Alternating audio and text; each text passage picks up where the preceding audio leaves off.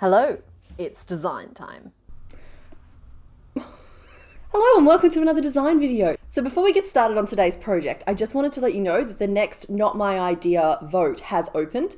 If you haven't voted already, you should click on Complicated Knots and go to my channel and then go to the Communities tab and the poll should be there right at the top of the screen. What's really fun about this vote is that as I'm recording this, I actually don't know what's in the vote yet. But this time next week, I'll be recording the pattern for it. So head on over there if you want to see what the options are. Okay, let's get into this week's design. Part 1, the idea. So most of you watching this will already know that I'm working on dinosaurs, and I'm trying to incorporate stitches that you don't traditionally see in amigurumi. So we've already seen our no-so-Nessie the plesiosaur, we've seen Waffles the ankylosaurus, and we've seen Puff the T-Rex, and we've also got Ribs the pterodactyl who's up there. So yeah, I asked my patrons what they'd like to see next, and they unanimously voted for Triceratops. Speaking of my Patreon, there's just one tier and you get sneak peeks of future designs, a say in what comes next, and written versions of all the patterns I talk about on my channel. I've left a link in the description down below. Check it out if you'd like. Step 2, reference and research. Crooked. Is that straight? No. So of course the next step was research and reference. So I did a quick Google just to refresh on exactly what a Triceratops looks like. I mean, I think I know what it looks like, but it never hurts just to double check.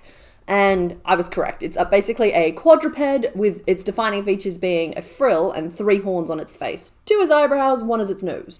So as part of this step, I also needed to find the new fancy stitch for this week. I felt a little bad about doing the rib stitch last week. It got the job done and it did technically fit the brief, but it was just a little bit boring. So I knew basically what I wanted to do, and I looked at stitches like the Starburst, I looked at the Harlequin, but what I ended up going with was the Shell Stitch, and I wanted to use that in a couple of rows just to build up the back of the frill.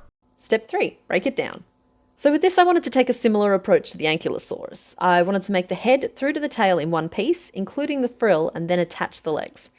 There was a technique I wanted to try here. So previously I have used front and back post stitching to form details on my creatures, but given that stitching like that gives you 2 full sets of loops pointing in 2 different directions, I wanted to try and use post stitching to create the foundation of the frill as part of the head itself. Step 4, make the pieces. Now this step really embodied the idea of, if at first you don't succeed, try Triceratops. I'm funny. I am not sorry. So at first I started building from the head back, adjusting the shape that I used for the ankylosaurus, but basically following the same path. I put the back post ridge in and built a basic frill off it, and then I realized it was backwards. The frill could work, but it clearly flowed smoothly into the body, not into the head. So I realized I needed to scrap that approach and start from the tail instead. I prefer not to do this because it gives you a blunter end to your tail, but I adjusted for that by making it stumpier in general, which I think worked nicely. With the frill now facing the correct way, I built up a couple of layers of the shell stitch. It's not always easy to find the names of the things that I do, but I added some smaller scallops around the edge of the frill to finish it off. So someone was able to help me out with the name of the nostril stitch a few weeks ago when I was doing Nessie. So if anybody happens to know the name of when you're doing like little single crochet fans in every second stitch, let me know in the comments down below because I'd be very interested to know that name. Okay, I'm going to level with you. I definitely pinched the legs off the ankylosaurus. It's the same pattern. Legs are legs. It was an easy win. And then I needed horns. I made a little magic ring of 6 single crochet and did a couple of rows to make a little nub. So overall I was happy with the design, but I created a second one to test out some colour variants on the frills and also an alternate option for the horns that used puff stitch instead.